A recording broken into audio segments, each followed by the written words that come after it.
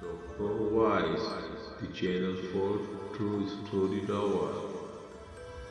جنوں کی خوفناک بستی۔ یہ واقعہ جنوری سن 2000 کا ہے۔ میں کچھ دیر پہلے روپ نگر کے بس اسٹاپ پر بس سے اترا تھا۔ بس کے گرم ماحول سے اترتے ہی خالی اسٹاپ اور ٹھنڈی ہوا نے استقبال کیا تھا۔ کنڈکٹر نے بیگ میرے پاس رکھا اور بس کے دروازے پر چڑھ گیا۔ بس آگے بڑھ گئی۔ اسٹاپ کیا تھا، 2 دکانیں تھی جو بند پڑی تھی۔ اسٹاپ پہ کوئی آدمی نظر نہیں آ رہا تھا۔ مغرب کی طرف ایک کچی سڑک جا رہی تھی۔ شام ڈھلنا شروع ہو چکی تھی۔ سردیوں کی شامیں ویسے ہی دیہی علاقوں میں ویرانی پھیلا دیتی ہیں۔ میں نے دور جاتی بس کی طرف دیکھا۔ میرے دیکھتے ہی دیکھتے بس آنکھوں سے اوجھل ہو گئی۔ آج سارا دن دھند رہی تھی۔ میں جب گھر سے نکلنے لگا تھا تو دھند اور سردی کی شدت دیکھ کر امی جی نے آج نہ جانے کی صلاح دی تھی، مگر میں نے ان کو گلے میں باہیں ڈال کر سمجھاتے ہوئے کہا کہ امی جی، میں نے امجد کو خط لکھ دیا تھا کہ آج کی تاریخ میں دوپہر کے وقت پہنچ جاؤں گا۔ کل امجد کے بھائی کی بارات ہے۔ اگر میں نہ پہنچ سکا تو اسے برا لگے گا، اور اس کا خط بھی آیا تھا کہ آج کے دن صبح پہلی والی بس پر بیٹھنا، وہ تمہیں روپ نگر کے اسٹاپ پر دوپہر کو پہنچا دے گی اور میں خود تجھے لینے آؤں گا۔ اور امی، اگر میں نہ گیا تو ایک تو اسے دکھ ہوگا اور دوسرا وہ اپنے بھائی کی شادی والے دن بس اڈے پر کھڑا میرا انتظار کرتا رہے گا۔ اور یہ سن کر امی نے مجھے جانے کی اجازت دے دی تھی۔ میں صبح ہی صبح لاری اڈے پر پہنچ گیا تھا، مگر دھند بہت زیادہ ہونے اور کوئی سواری نہ ہونے کی وجہ سے بس روانہ نہ ہوئی تھی۔ تقریباً 3-4 گھنٹے انتظار کرنا پڑا۔ سواریاں 5-10 اور آ گئی تھی۔ جو بس صبح 7 بجے روانہ ہونی تھی وہ 11 بجے روانہ ہوئی۔ سارا راستہ دھند بہت زیادہ ہونے کی وجہ سے بس ڈرائیور آرام سے بس چلا کر آیا تھا، اور اب شام کے وقت میں روپ نگر کے اسٹاپ پر اکیلا کھڑا تھا اور سوچ رہا تھا کہ میرا دوست امجد شاید مجھے لینے نہیں آیا، یا یہ بھی ہو سکتا ہے کہ وہ دوپہر تک میرا انتظار کرتا رہا ہو اور اب مایوس ہو کر واپس چلا گیا ہو۔ میں نے ارد گرد دیکھا، شاید کوئی تانگا یا سواری مجھے مل جائے، مگر اسٹاپ پہ میرے سوا کوئی نہ تھا۔ میں کچھ دیر رک کر بے وجہ امجد کا انتظار کرنے لگا۔ اس دوران تیز ٹھنڈی ہوا کے جھکڑ مجھے اپنی سختی کا احساس دلا رہے تھے۔ میں نے گرم کپڑے پہنے ہوئے تھے، مگر پھر بھی سردی کو محسوس کرتے ہوئے میں نے بیگ سے گرم چادر نکالی اور اسے اوڑھنے لگا۔ اسی اثناء میں مجھے پکی سڑک پر سامنے سے روشنی آتی دکھائی دی۔ روشنی قریب آتی جا رہی تھی۔ یہ ایک کار تھی جس کی رفتار آہستہ ہوئی اور پھر کار کچی سڑک پر مڑ گئی۔ کار میں پچھلی سیٹ پر خواتین اور آگے کی سیٹ پر 2 مرد تھے۔ ان دونوں نے کار مڑتے ہوئے مجھ پر ایک نگاہ ڈالی اور کار کچے راستے پر آگے بڑھ گئی۔ میں کار کو جاتے دیکھ کر بیگ اٹھا کر کچی سڑک پر چل پڑا۔ یہی راستہ امجد کے گاؤں تک جاتا تھا۔ اس جگہ میں پہلے بھی آ چکا تھا۔ میں پچھلے سال امجد کے ساتھ بس میں سفر کر کے اس کے ساتھ اس کے گاؤں آیا تھا۔ مجھے یاد تھا کہ بس سے اترنے کے بعد امجد کے بڑے بھائی ہمیں موٹر سائیکل پر بٹھا کر گاؤں لے گئے تھے، اور موٹر سائیکل پر ہمیں تقریباً 20 منٹ لگے تھے۔ میں نے فیصلہ کر لیا تھا میں پیدل چلا جاؤں گا۔ یہاں ویران اسٹاپ پر رکنے سے بہتر ہے وقت ضائع نہ کروں اور امجد کے گاؤں پہنچوں۔ میں نے تیز قدموں سے چلنا شروع کر دیا۔ کچھ دیر پہلے گزرنے والی کار آنکھوں سے اوجھل ہو چکی تھی۔ کچے راستے کے دونوں اطراف درخت تھے اور کپاس کی فصل تھی۔ جو کہ تیار تھی۔ میں نے ارد گرد نظر دوڑائی کہ شاید کوئی گھر یا بستی نظر آئے، مگر سوائے فصل کے اور کچھ نظر نہ آیا، اور دھند کی وجہ سے زیادہ دور تلک دیکھ پانا بھی ممکن نہ تھا۔ سورج ڈوب چکا تھا اور اندھیرا شروع ہو چکا تھا۔ راستے میں ایک دو چوراہے بھی آئے، مگر راستہ کچھ یاد رہنے کی وجہ سے میں سمت چن کر چلتا رہا۔ میرے قدموں کی تیزی پہلے سے زیادہ ہو چکی تھی۔ کچی سڑک کے کنارے لگے درخت ہوا کے جھکڑوں سے شور کر رہے تھے۔ تیز ہوا نے موسم کی خنکی اور بڑھا دی تھی۔ میں بیگ کبھی ایک کاندھے پر رکھتا، کبھی دوسرے پر۔ اندھیرا بڑھ گیا تھا، ارد گرد کپاس کی فصل کے سوا کچھ نہ تھا۔ مجھے اب گھبراہٹ ہو رہی تھی۔ میں نے چلنا جاری رکھا۔ مجھے چلتے چلتے 2 گھنٹے ہو چکے تھے۔ میرے دل میں بار بار خیال آتا کہ کہیں میں رستہ تو نہیں بھٹک گیا۔ کبھی کبھی دور کہیں گیدڑوں کے رونے کی یا کتوں کے بھونکنے کی آوازیں جب میرے کانوں میں پڑتی تو مجھے خوف کا احساس ہونے لگتا۔ ٹھنڈی ہوا کے جھکڑ میرے ہاتھ سن کر رہے تھے۔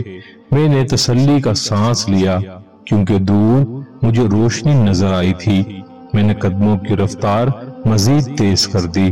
کچی سڑک سے ایک اور کچا راستہ نکل رہا تھا اور اس کے کوئی 100 قدم کی دوری پر بلب جل رہا تھا۔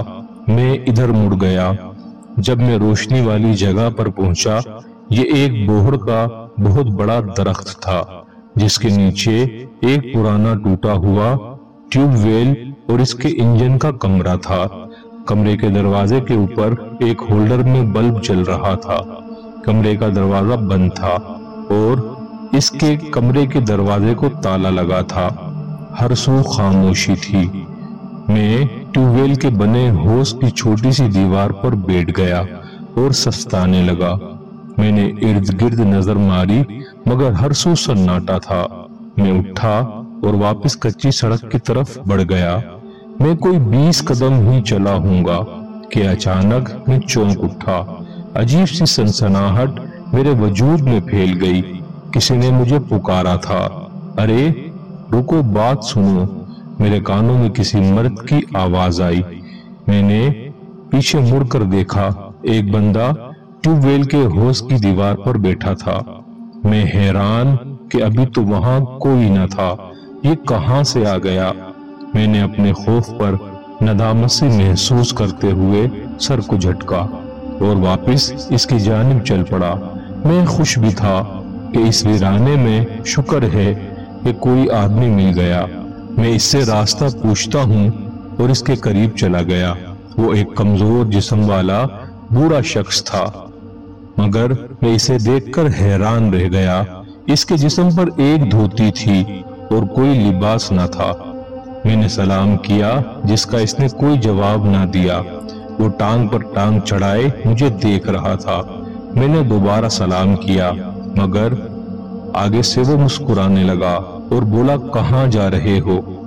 میں جو سلام کا جواب نہ سننے اور اس کے بلا وجہ مسکرانے پر حیران تھا، اس کی بات سنتے ہی بولا، جی پاس ہی میرے دوست کا میرا پور نامی گاؤں ہے، وہاں جا رہا ہوں۔ میں شاید راستہ بھٹک گیا ہوں، مناسب سمجھیں تو مجھے راستہ بتا دیں۔ یہ کہہ کر میں نے نگاہ نیچی کر لی۔ میں اس بندے سے بات کر رہا تھا مگر مجھ پر عجیب سا خوف طاری تھا۔ اس بوڑھے کی طرف دیکھنے کی مجھ میں ہمت نہیں ہو رہی تھی۔ اچانک میں نے محسوس کیا کہ ارد گرد روشنی تھوڑی بڑھ گئی ہے۔ میں نے بوڑھے کی طرف دیکھا جو اب بھی میری طرف دیکھ کر مسکرا رہا تھا۔ میرا دل کیا کہ میں دوڑ لگا دوں واپس، مگر بوڑھا بولا، رکو، میں تمہیں پوچھ کر بتاتا ہوں۔ یہ کہہ کر بوڑھا اٹھا اور درخت کے تنے کی طرف بڑھ گیا۔ پتلا سا کمزور وجود اور اتنی سردی میں صرف دھوتی پہنی ہوئے تھا۔ کیا اسے سردی نہیں لگتی؟ یہ کس سے پوچھنے جا رہا ہے؟ میں یہی سوچتے ہوئے اسے درخت کے تنے کی طرف جاتا دیکھ رہا تھا۔ روشنی حیرت انگیز طور پر بڑھ رہی تھی۔ میں حیران ہو رہا تھا کہ روشنی کیسے بڑھ گئی۔ بوڑھا آہستہ آہستہ بوہڑ کے درخت کے تنے کے پاس جا کر رک گیا اور اوپر منہ کر کے بولا، بتا دوں اسے راستہ؟ میں نے حیرانی سے اوپر درخت کی طرف دیکھا، مجھے کچھ وہاں حرکت نظر آئی۔ میں نے آنکھیں سکیڑ کر تھوڑا غور سے دیکھا، میرے اوسان خطا ہو گئے۔ درخت کی ہر شاخ پر ننگ دھڑنگ بوڑھے بیٹھے تھے جن کی تعداد سینکڑوں میں تھی۔ وہ سب کے سب مجھے گھور کر دیکھ رہے تھے۔ میرا سانس خشک ہو گیا تھا۔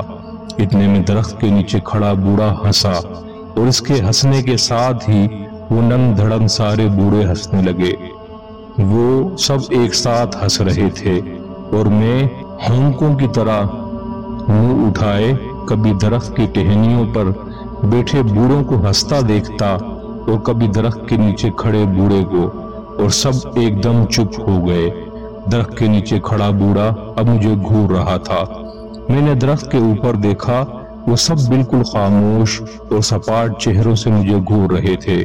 پتہ نہیں کہاں سے میرے اندر اتنی ہمت آئی کہ میں واپس کچی سڑک کی طرف بھاگا۔ کچی سڑک پر پہنچ کر میں نے پیچھے مڑ کر درخت کی طرف دیکھا۔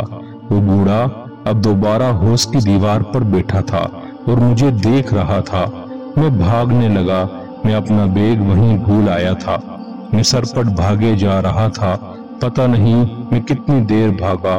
جب تھک گیا میں رک گیا، میرا سانس دھونکنے کی طرح چل رہا تھا۔ میں نے اپنے دونوں ہاتھ گھٹنوں پر رکھ لیے اور جھک کر سانس بحال کرنے لگا۔ اچانک میرے کانوں میں گھنٹی کی آواز آئی، جیسے پالتو جانوروں کے گلوں میں لوگ گھنٹی باندھ دیتے ہیں۔ میں چونک کر سیدھا ہوا اور دھند بھرے اندھیرے میں دیکھنے کی کوشش کی۔ ایک بیل گاڑی آ رہی تھی۔ بیل کے چلنے سے شاید اس کے گلے میں لگی گھنٹی آواز کر رہی تھی۔ بیل گاڑی پر ایک آدمی چادر لپیٹے بیٹھا تھا۔ میں نے فوراً اس کو آواز دی کہ بھائی صاحب، میں رستہ بھٹک گیا ہوں اور راستے میں مجھے عجیب و غریب بوڑھے درخت پر بیٹھے نظر آئے ہیں۔ بیل گاڑی روک کر وہ آدمی بولا، جو بوڑھے دیکھے ہیں وہ ایسے تو نہ تھے۔ یہ کہہ کر اس آدمی نے اپنی چادر اتار دی۔ اچانک روشنی سی ہوئی، میرے سامنے وہی ٹیوب ویل والا بوڑھا تھا۔ خوف اور دہشت سے سانس رکنے کے قریب تھا۔ میں پھر بھاگا، کتنی دیر بھاگا مجھے یاد نہیں۔ میری چادر بھی اس دوران گر گئی۔ بس اتنا یاد ہے کہ مجھے سامنے کئی روشنیاں نظر آئی۔ میں نے اس سمت دوڑنا شروع کر دیا۔ یہ ایک بستی تھی جو کافی بڑی تھی۔ میں اس کی گلیوں میں بھاگنے لگا۔ رات کے اس پہر بستی سنسان پڑی تھی۔ کچھ گھروں کے آگے بلب روشن تھے جو اس دھند بھرے اندھیرے میں روشنی پھیلانے کی کوشش کر رہے تھے۔ میں ایک چوک میں پہنچ کر رک گیا۔ میرا سانس پھول رہا تھا۔ اتنی سردی میں بھی میرا جسم پسینے سے شرابور تھا۔ مجھے یقین تھا میں امجد کے گاؤں پہنچ گیا ہوں۔ اسی اثناء میں میرے کانوں میں سیٹی بجنے کی آواز آئی، اور یہ آواز آئی، جاگتے رہنا بھائیوں، اور لاٹھی کے زمین پر لگنے کی آواز آئی۔ میں سمجھ گیا تھا کہ بستی کا چوکیدار ہے۔ میں آواز کی سمت چل پڑا۔ سامنے ایک چوکیدار گرم چادر اوڑے سیٹی بجاتا ہوا اور اونچی آواز میں جاگتا رہنا کی صدا کرتے اور لاٹھی زمین پر مارتے ہوئے جا رہا تھا۔ میں بھاگ کر اس تک پہنچا اور کہا، چوکیدار صاحب رکیں، میں امجد کا مہمان ہوں، اس کا گھر کہاں ہے؟ چوکیدار میری آواز سن کر رک گیا اور بولا، خیر تو ہے، تم اتنے گھبرائے ہوئے کیوں ہو؟ میں نے کہا کہ نہ پوچھیں، آج مجھے راستے میں عجیب بوڑھے نظر آئے ہیں، اس وجہ سے میرا یہ حال ہے۔ آپ برائے مہربانی مجھے امجد کے گھر کا راستہ بتا دیں۔ چوکیدار نے میری بات سنی اور منہ اوپر کر کے کہا، کیا خیال ہے، بتا دوں راستہ؟ میں نے حیرانی سے چوکیدار کی بات سن کر اوپر کی طرف دیکھا۔ دہشت و حیرانی کا ایسا احساس میں نے اس سے پہلے کبھی محسوس نہیں کیا تھا۔ میری ٹانگیں بھی خوف سے کانپنے لگی۔ روشنی بڑھ گئی تھی۔ میرے اوپر وہی درخت تھا नंग धड़ंग सैकड़ों की तादाद में वही बूढ़े बैठे थे। सब ने ऊंची आवाज में हंसना शुरू कर दिया था। मेरे सामने चौकीदार की जगह वही मुकरू बूढ़ा खड़ा हंस रहा था और फिर अचानक सब खामोश होकर मुझे घूरने लगे। फिर मुझे कुछ याद ना रहा। मेरा दिमाग अंधेरों में डूबता जा रहा था। आखिरी एहसास जो था वो इस बूढ़े की घूरती हुई आंखें थी।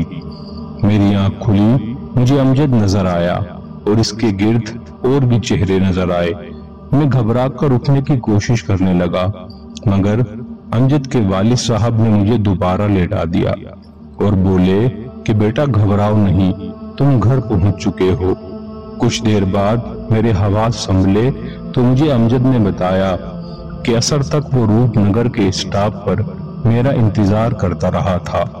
फिर मायूस होकर वापस लौट आया और रात को खाना खाते अब्बा ने तुम्हारा पूछा तो मैंने कहा कि वो नहीं आया।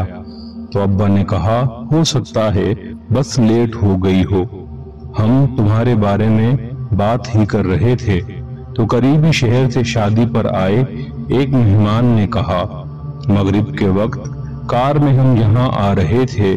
जब हम रूपनगर स्टॉप से कच्चे रास्ते पर उतरे तो रूपनगर स्टॉप पर एक लड़का अकेला खड़ा था। मैंने हुलिया पूछा तो उन्होंने जो हुलिया बताया वो तुम्हारा था। हम इसी वक्त 2 मोटरसाइकिल लेकर तुम्हें लेने निकल खड़े हुए, मगर पुराने बोहर वाली ट्यूबवेल से जब गुजरने लगे तो वहां एक बूढ़े आदमी ने हमारा रास्ता रोककर कहा कि ट्यूबवेल के पास एक लड़का बेहोश पड़ा है। हमने वहां जाकर देखा तो वहां तुम बेहोश पड़े थे। हमने इस बूढ़े की तरफ देखा मगर बूढ़ा शख्स हमें कहीं नजर नहीं आया। तुम्हारा बैग और तुम्हारी चादर तुम्हारे पास पड़े थे। हम तुम्हें उठाकर यहाँ घर ले आए। सारी रात तुम्हें होश नहीं आया।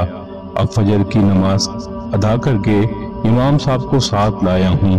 उन्होंने तुम्हें दम किया है, तब जाकर तुम्हें होश आया है। मैंने इर्द गिर्द देखा, अमजद और इसके वालिद के अलावा 5-7 लोग और भी थे। इनमें एक नूरानी चेहरे वाले बुजुर्ग भी थे जो शायद मस्जिद के इमाम थे। मैंने ठंडी सांस ली और इनको सारा वाकया सुनाया। सबके मुंह हैरत से खुले रह गए। अमजद के वालिद बोले कि मुझे जब अमजद ने बताया कि तुम कहाँ बेहोश पड़े थे, मैं समझ गया था कि तुम्हें क्यों होश नहीं आ रहा, क्योंकि बेटा तुम वहां रात को पहुंच गए। इलाके के लोग दिन के वक्त वहां नहीं जाते। इस जगह के बारे में मशहूर है कि वो जगह जिन्नों का मस्कन है। बस वो दिन और आज का दिन, इसके बाद कभी मैं अपने दोस्त के गांव इससे मिलने नहीं गया।